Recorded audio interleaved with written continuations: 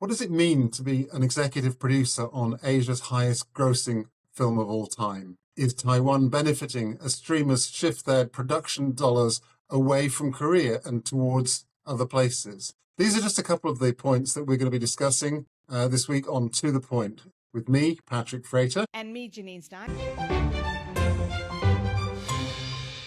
Our guest this week is Christopher Chen, a film executive and VFX producer with global experience in animation and post-production. Based in Taipei, he leads Reno Studios, the winner of 3 Golden Horse Awards and 2 Asian Film Awards. The studio is a lead in virtual production and a key post-production partner for Netflix shows and several international co-productions made in Taiwan. Welcome, Christopher, and I'll pass it over to Patrick. Thanks, Janine, and also welcome, Christopher, from me. I mentioned a moment ago that you were executive producer on Asia's biggest movie. We're obviously talking about Nezha 2. Reno, your company, was one of the partners, a contractor. You personally took an executive producer role on this film, which blew past $2.25 billion of gross revenue.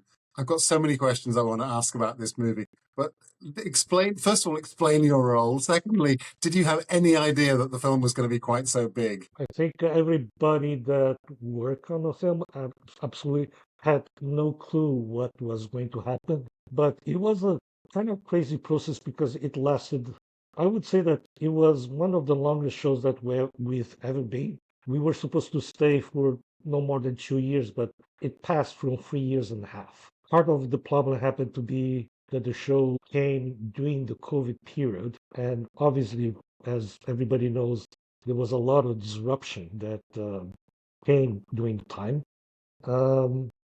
I would say that I was pretty much in charge, just to let you know, the entire China film industry was hired to do the entire Nezha film.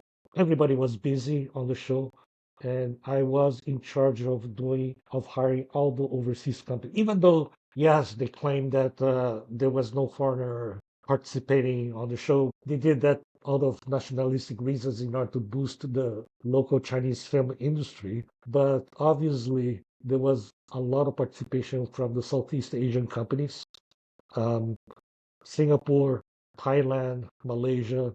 We pretty much hired almost 5 to 6 companies just to fill up pretty much 30 to 40% of the work overseas. So you were subcontracting what? The animation or particular parts of it, such as lighting and visual effects? No, pretty much 30% of the entire film.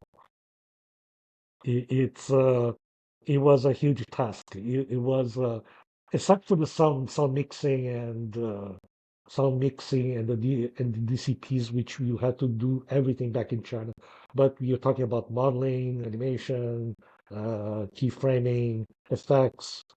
There was a lot of bad communication, as you would say, obviously because the Chinese don't communicate much in English, kind of thing.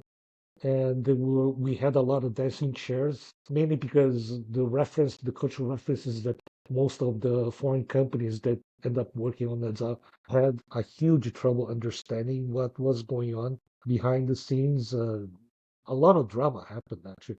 We had a lot of dancing chairs. We ended up switching companies, and then we realized afterwards that it was much easier to work with companies that had a lot of strong Chinese diaspora. Maybe because Interesting. a lot of Yeah.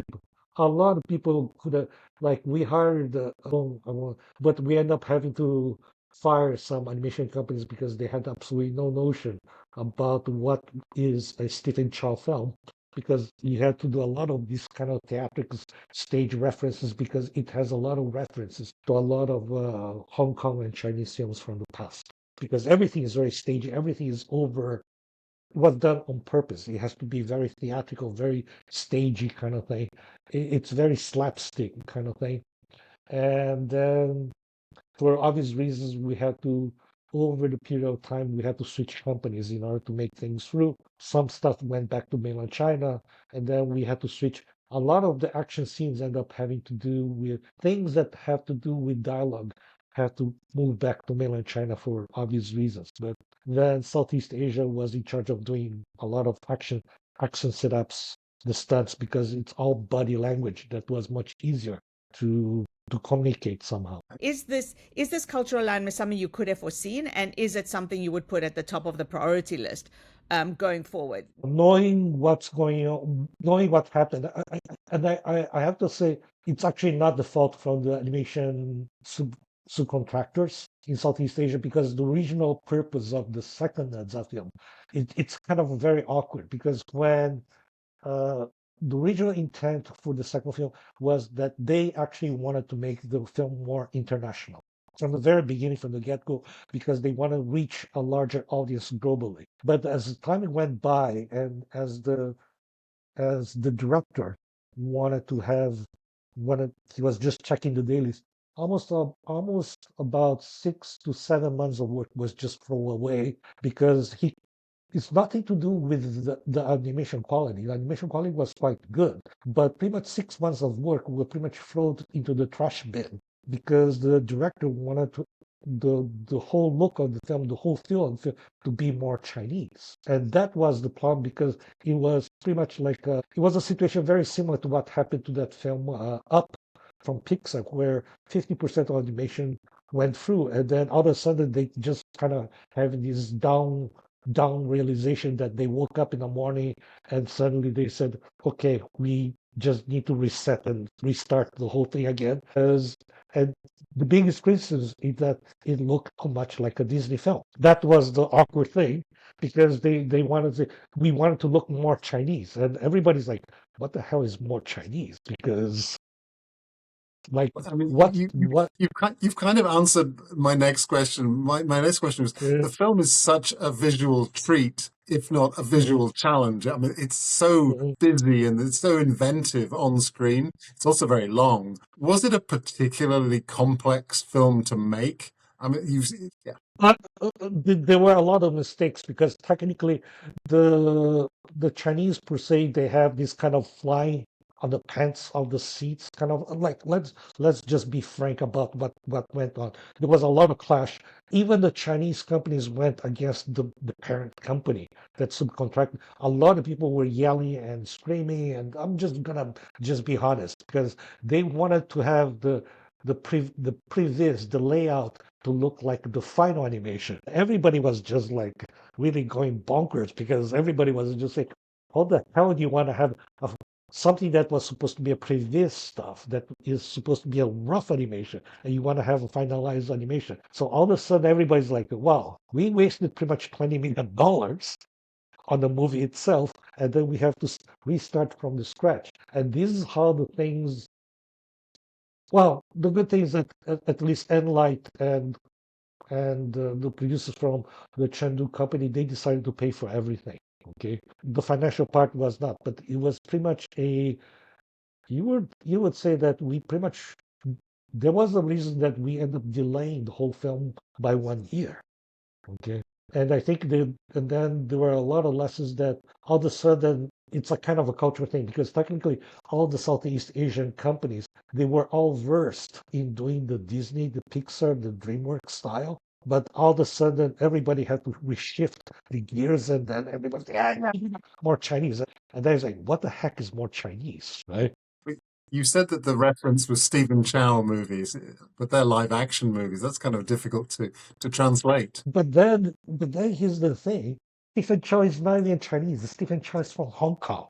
But then the mainland Chinese, Hong Kong is China. Like everybody's like having these kind of because in the West you have this kind of a very well defined things defined by the West. Whereas the Chinese, they assume things that what they perceive as Chinese. And then you have this kind of a mix about what's really Chinese, what's really Taiwanese, and what's going. It's a mix and mash of the things, and it was a lot of miscommunication. And all of a sudden, things went back to mainland China. There was ugly pissing match about all the parts. So fine, let you guys do back. And then after two, no, I didn't. I don't even think it took that long. It took 3 weeks for all the stuff to come back to Southeast Asia, because they found out they, the Chinese couldn't even finish the film. Uh, So they had this kind of a discussion about, because you guys totally ignorant, because you guys don't know about Chinese culture. Fuck it, screw it, and go back. And then 3 weeks later, and they came more humble and say, "No, I think we have a problem. Let's figure out a way to communicate." And because technically they hired everyone, and I wouldn't say I won't name names. Even Chinese companies, they pretty much actually on purpose, they actually closed. They did not allow the producers from the animation company to come into the facility because they were just everybody was in desperate mode, and even some Chinese companies, even mainland Chinese companies, didn't allow the producers to come into the company because they were working 24 hours, 7 days a week. Everybody was in desperate. Everybody trying to catch up for the fateful decision about throwing away 6 to 8 months of animation work. And then was a way to catch up, and then all of a sudden, like to say, oh well, let's delay the movie for another year. I think the final performance of the film just indicates you must have done something right. Actually, I the, the I'll be very frank. Up to now, everybody from Enlight, everybody from Coco Animation in Chengdu, nobody knows what happened. I think it came into a situation that I think it was a intersection about the fact that the movie got pushed by 1 year extra, and everybody's like, well, what happened to the film? Nobody knew what was going to happen. Everybody doesn't know if the film was going to be finished. We all thought it was going to be just to deliver the film was a miracle. Okay, that's one thing. Everybody was just feeling like, what the hell, how long is it going to take in order to get rid of this project out of our laps, right? 1/3, I would say, everybody, sure, on the newspapers, I think I'm going to get fired after this, but let's just be honest. The truth is that, yes, it's pretty much a pure Chinese film, but it had a lot of strong hand from Southeast Asia. That's the actual truth. Okay, but coming along, yes, they announced, Enlight already announced Nezha Free with the attempt to do the film by launching the film by 2028. However, just looking by the previous experience, it's going to be launched by 2029 or 30, just by looking by the chaos, what's going to be. And not only because they learn all this stuff, but more about what happened after Nezha 2, because as you guys know, there's a whole perfect storm happening in China that came after the Nezha 2. Like the whole market is in complete chaos because it came into it's not even caused by the Nezha 2. It came the after effects because everybody thought that the investors were going after that animation. It's not. Yes, there are Chinese investors that were throwing a lot of money just to do the copycats, a lot of the follow-up animations on that. However, this is not how the situation works because the government itself has a certain priority beyond the film business. Actually, if you go, there is a Cold War between the United States and China that everybody knows that's affecting the whole region per se.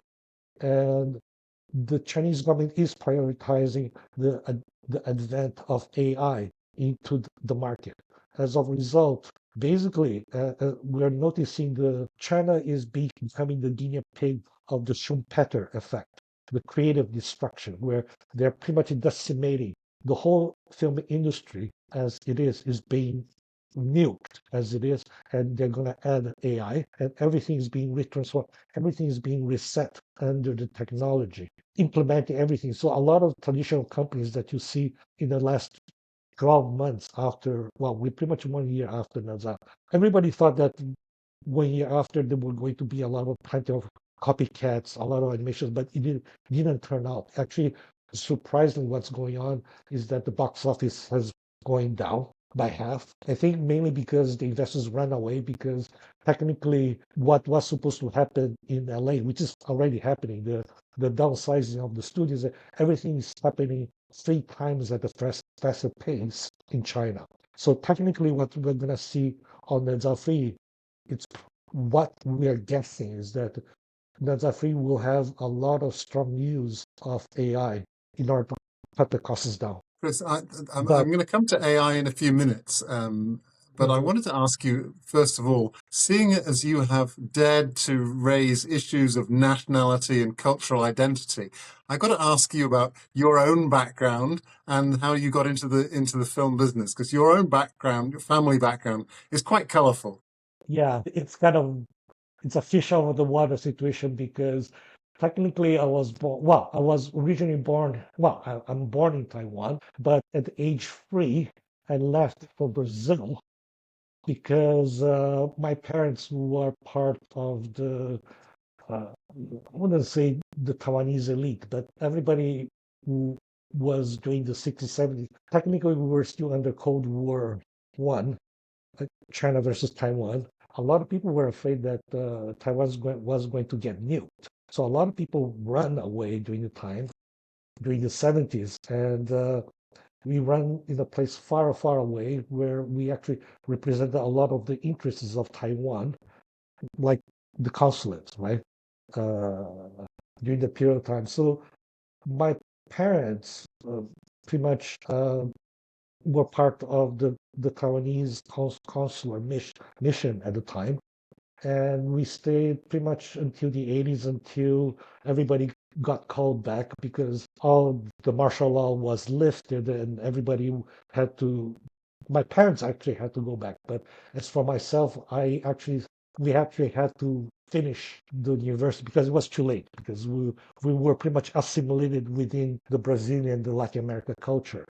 And as a result, after finishing my business school, because technically every single Taiwanese parent wants the kids to be lawyers, engineers, doctors, and so on. So I ended up having a business school on the best business school in Latin America. After I graduated, I was going to give the diploma to my dad and say, okay, do something. I'm just gonna do commercial films because I really love films. And I think I made a kind of a deal with my dad that we settled in something that he felt because he always felt that the film business is a dirty business. It's run by the triads, by the mafias, and it had something controlled by the yakuza, by the Japanese. So he wasn't about making for him making a lot of money on that way. It felt my father is a very strict Taiwanese that with a very rigid Japanese culture.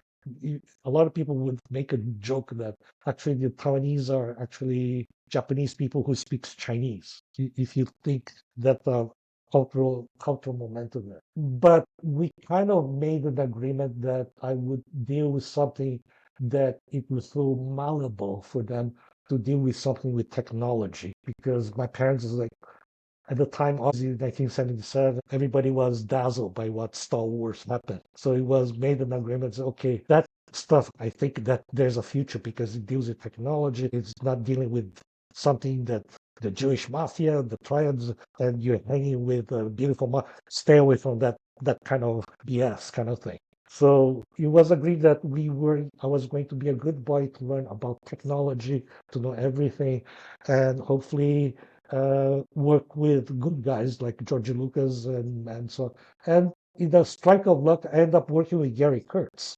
I would consider Gary Kurtz as my second father kind of thing because I ended up, after film school in Canada, I moved to London. I ended up working with Gary Kurtz, okay? And I really have a deep love for the man because he taught me everything what actual film production is about in terms about actually a lot of stuff that I'm applying to the company here at Reno. Actually, I have a enormous thanks to Gary on that respect.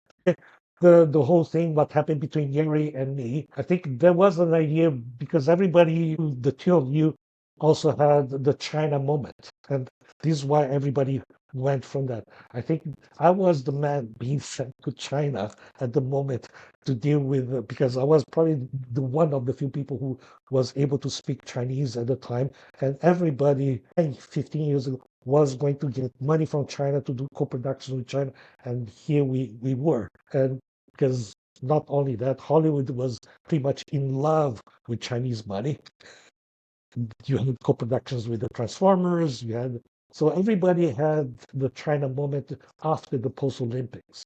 Um, but here we are, 10 years later, the whole COVID broke down the whole situation. Well, it broke down even before when Xi Jinping took the power. Okay, but it was during this between 2015 to and you see the forces moving things along. And all of a sudden, the whole COVID went like a nuclear bomb when the whole thing took a huge impact. And we're actually living the effects of the post-COVID right now. Okay. I would agree with that, but maybe we can parlay that into my next point. You and I have spoken in the past about the success, the on-screen, the box office success in 2025 of numerous different Asian animation films. There was The King of Kings in Korea. There was Nezha 2, obviously from China, but there was also Yumbo from Indonesia and others we could talk about. Um, and I wanted to ask you for your explanation. Do you think this was a coincidence? Is there something political in the reason why this happened, or is COVID again the explanation? It's a little bit of everything because technically what happens is that one, you have to thank for the tech lords because they are the ones who pretty much every technology that allows to get things done in an easier, cheaper way. Every single culture is gonna take that, assimilate that culture. But everybody gives a weird feeling that everybody is going to the promised land of LA to make the living. But in Asia, there's a very different thing because the first thing they're gonna do is to use that technology to protect their cultural identity. Okay, and because of the situation, what happened, you see countries like Vietnam, Indonesia, Thailand, everybody said, why do, if I have the tool that can make my content cheap, why on earth do I want to go fly 300 miles to LA to make my point over there to share the box office? I think what is going on, it's nothing new because technically they're doing the same China playbook because they saw that China used the technology that they pretty much created. But this is a phenomenon that I think the Chinese actually learned that from the Jewish immigrants that came to New over. They went to the First World War. They went to New York, and then from New York they went to LA and they bought the land. But then I think David Putnam, when if you study what David Putnam on the book Movies and Money, it pretty much defined pretty much the idea that the Jewish immigrants that went into LA and funded the six studios, and they realized that European, because the who invented cinema were not the Americans, it was the French. And at the time, the first 30 years of the film business, it was dominated by Europe. It wasn't dominated by the Americans, but the Jewish community, the immigrants, they pretty much they built this wall that was created by the distribution business that they decided to focus more on the distribution side to understand the mechanics about distributing the films domestically in the US. So the Chinese Communist Party used the same playbook. So that's nothing new coming. They actually learned that stuff from the past. And the Chinese were cleverly smart by putting a lot of this censorship, what would be called the censorship. No, it would be exactly what happened to the United States when they put the Hays Code about no sex, no nudity whatsoever. But they used the playbook about the Chinese Communist Party playbook about to do the films according to the local content, whatever it fits to the code about distributed films in China to do things in their way.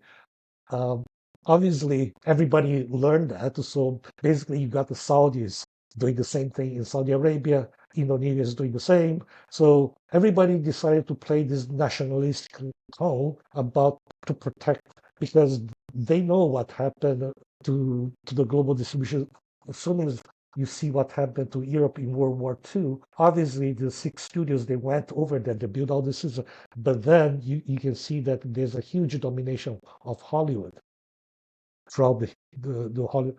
Hollywood pretty much controls the European film system. So there is this kind of a weird feeling that the Asians are a little bit smarter than that. They don't want to follow the same kind of a playbook.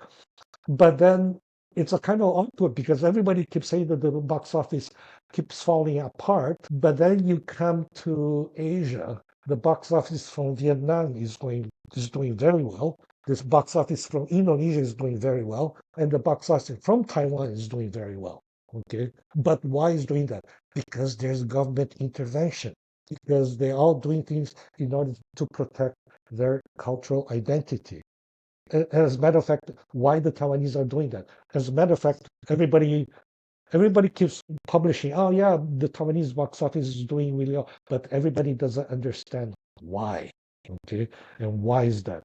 There's a little small detail that everybody is not saying because everybody is afraid to allow the cat out of the bag to say. But half of the movies that are being distributed in Taiwan are actually the the language of the film is actually not Chinese Mandarin. The films that are distributed in Taiwan are under Hokkien dialect in Minanhua because they want to distance themselves from the Chinese Mandarin from mainland China because Taiwan is in the moment. Now they got so much money from the tax from the semiconductors. They're using the money from the tech business in order to develop the soft power to create their own cultural identity. So currently 40% or even 50% of films are released in Hokkien dialect, which is the Taiwanese language. You've jumped across so many more of the questions that I want to ask you about, but I'm going to ask you very directly about TAICA, which is the Taiwanese government agency to support film and TV. It was set up, I don't know, 4 or 5 years ago. I'll get my facts right or fact check later on, I'm sure. But it seemed to start out a few years ago by seeding companies and seeding individual co-productions to kind of build a network of productions and production connections between Taiwanese companies and others in the Asia region. In the last year or so, or even in the last few months, it seems to have changed tack slightly and becoming more focused on commercial returns and investment returns. How do you see that trajectory? Is that the right course for TAICA? As a business model, yes, it's going to the right direction. Culturally, it's kind of but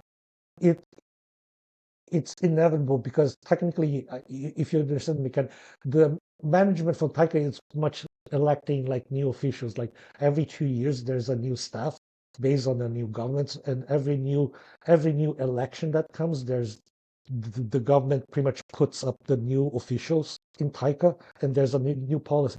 And so it's pretty much it's not so much radical as like Biden after the Biden government, then Trump comes, and then the Trump administration undoes everything what the previous there is a certain continuity related to that. I think when like in the William Lao's government came in, yeah, they're the same party, but then even at the same party, there are different factions within the party.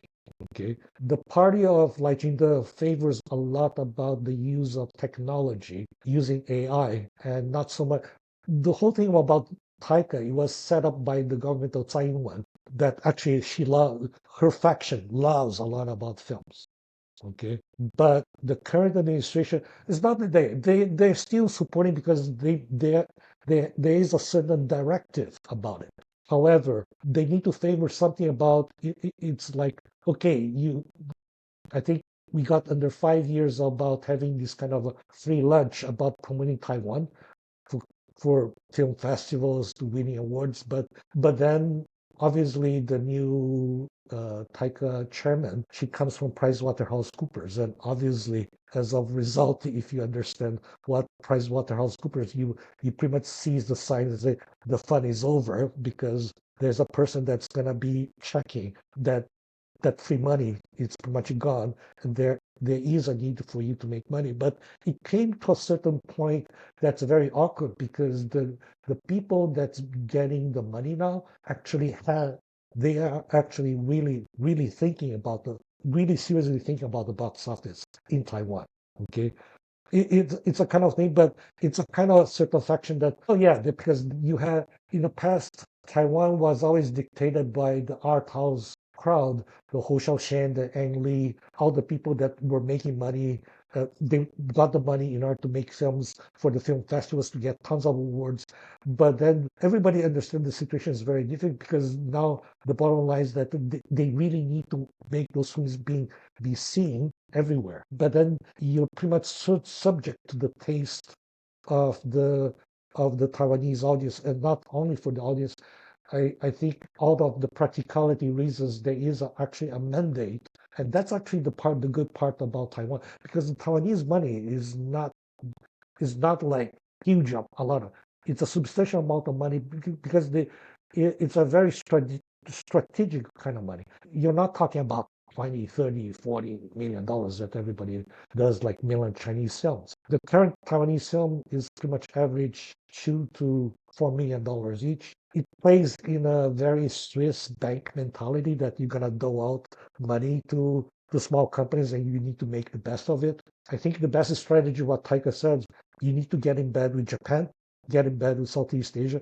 You gotta basically Taiwan is being used as a hub with doing something what Kothic in Korea tried to do but lacked to achieve, which is a mandate to build the so-called, and everybody's kind of waiting mode, like what is the prototype of a Pan-Asian film? Because uh, mainland China doesn't have that problem because you got a sheer size of population.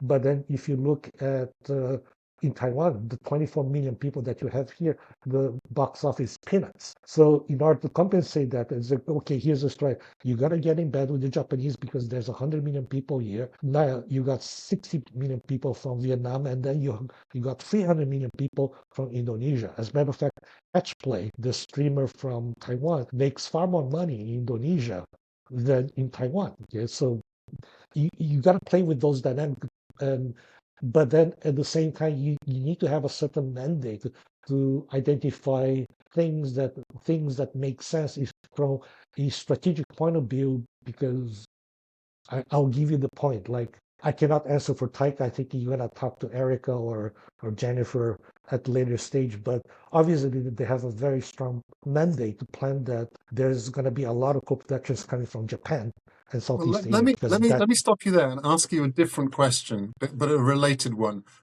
Recently, you've talked about Taiwan as a beneficiary of the changing trends in commissioning and production within Asia of platforms, but particularly Netflix. Is this a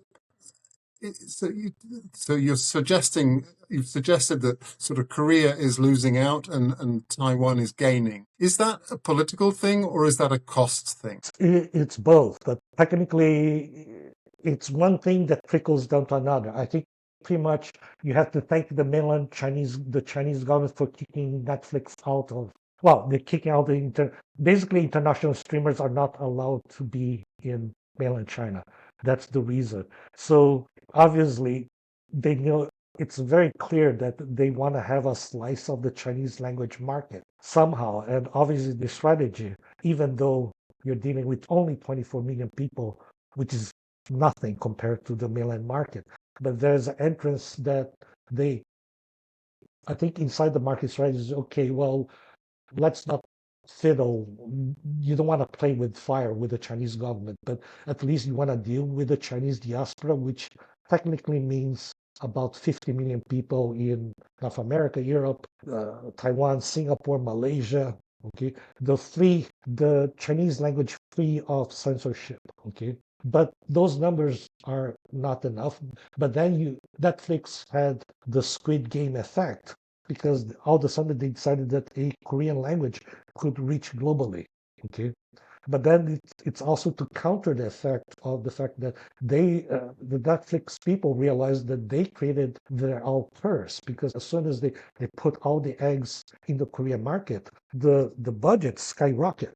Like after you see after Squid Game, Kingdom, and then the zombie comedies they had in Korea, it created this kind of Dr. Jekyll, Mr. Hyde market about that you have the Korean market, which is pretty much like stuck because nobody wants, because the economy is bad. No one wants to pay extra money to go to the movie theater. And then at the same time, you have this fantasy land created by Netflix Korea that all the budgets are super inflated. All of a sudden, but they create Netflix created this Frankenstein that all of a sudden all the actors, all the costs, everything is overinflated, and everybody refuses to work on the Korean shows because Netflix created their parallel economy where everything is very inflated from the Netflix point of view. So all of a sudden they decided you need to. Obviously, I cannot speak on behalf of Netflix, but you do see, like in my opinion, what happened. It's not only that Taiwan got beneficiary, but actually Netflix is into that kind of rebalancing the budget that not only benefits only Taiwan, but also that they were taking the budget that were supposed to go from Korea and moving to Japan, moving to Thailand, moving to Indonesia, because they realized that if you take the same story and then you move out to Thailand, or if you move the budgets to Indonesia, the budgets drop, even that you have the same story. But then obviously you gotta rework the story to fit into the cultural parameters from each country. But then by taking like the Sunshine's Women Core that started with, it was originally a Korean film, but then the movie costs like 50%, or even it costs way cheaper than to be done in China. It's the same plane, the same film, but it's the highest box office in Taiwan right now, right? And it costs like much lesser to do that. So everybody's looking. If you are a producer, and you keep a 1 + 1 is equal 4, 5. Okay, why the hell are we doing that? So it's not only about Taiwan. If you look at the first people that you can see, the studios who have the money now to put money into, are not even the Southeast Asian people. It's actually the Japanese, thanks to the election of Sanai Takaishi, because after the election, she's gonna pump all the money to add more credit line into the Japanese banks. And guess what? There's a rule a lot of people don't understand. The rule is that she's going to add extra line of credit into the Japanese banks for all the Japanese conglomerates. Let's not talk about Shoshiko, Toei,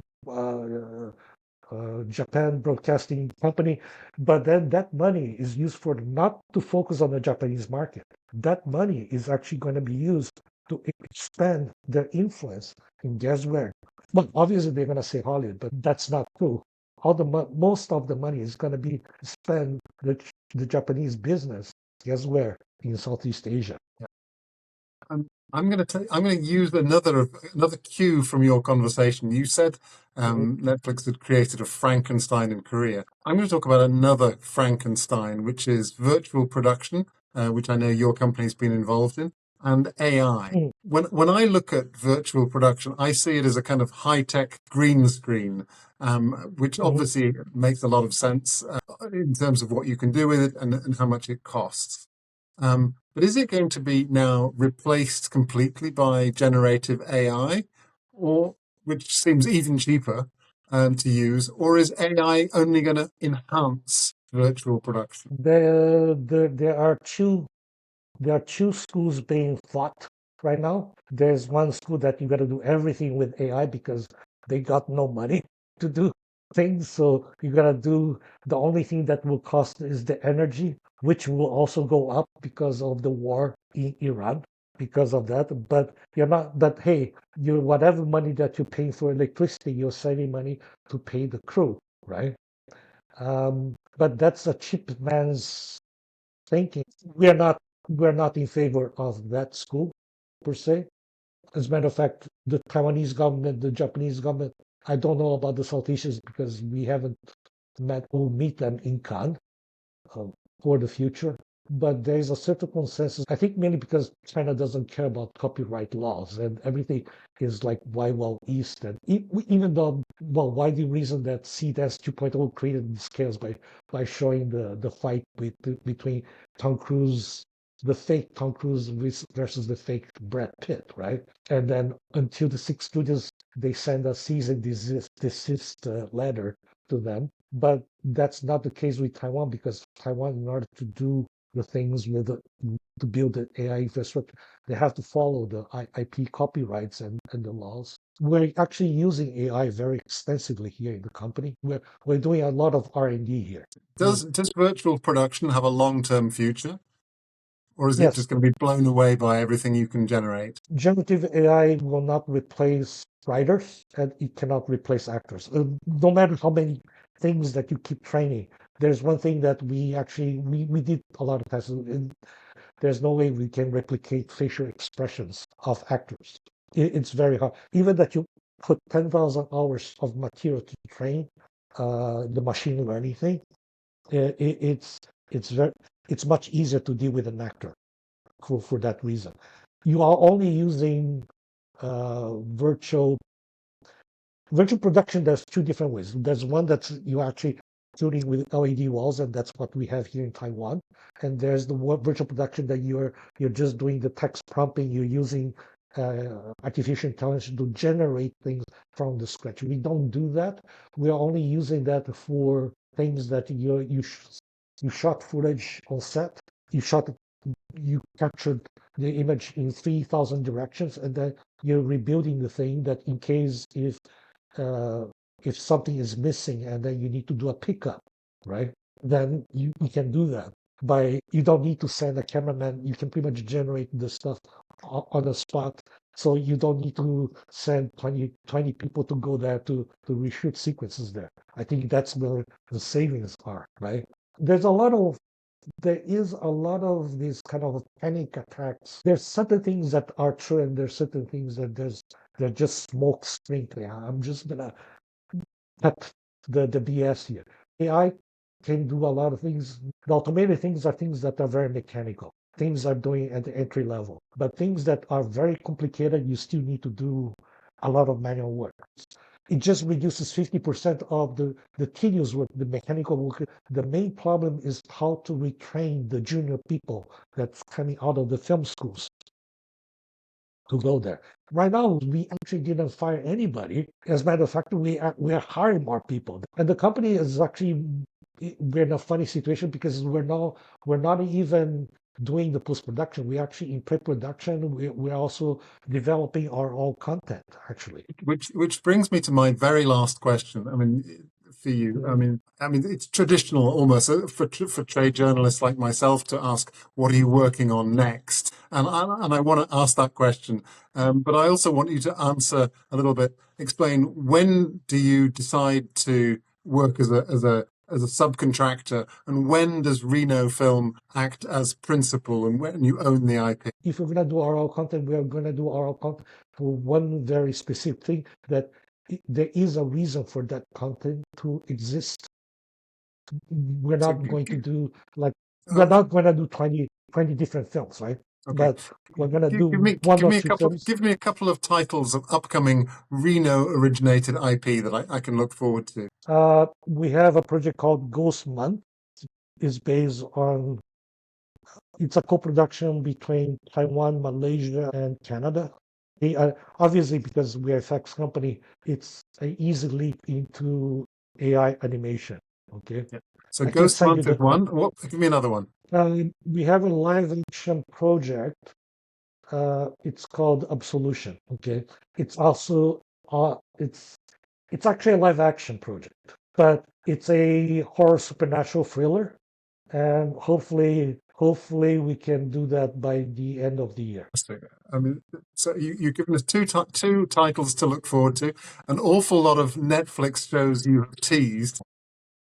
I'm just going to use my left time to advertise my next show. It's Agent from Above from Netflix. It's going to be on April 2nd. It's the most expensive series shot in Taiwan. And you see, if everything goes ahead, then there's going to be season 2. Hopefully, I'm crossing the fingers. I will close this out by saying thank you very, very much to our guest, Christopher Chen. And Christopher, it's been a complete pleasure talking to you today. This is To the Point with me, Janine Stein. And with me, Patrick Frater.